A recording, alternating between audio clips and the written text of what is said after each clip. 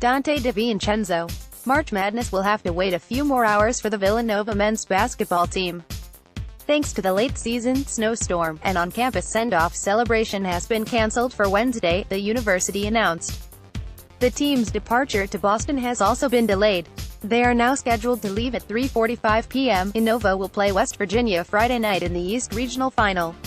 Please check back for updates on this story.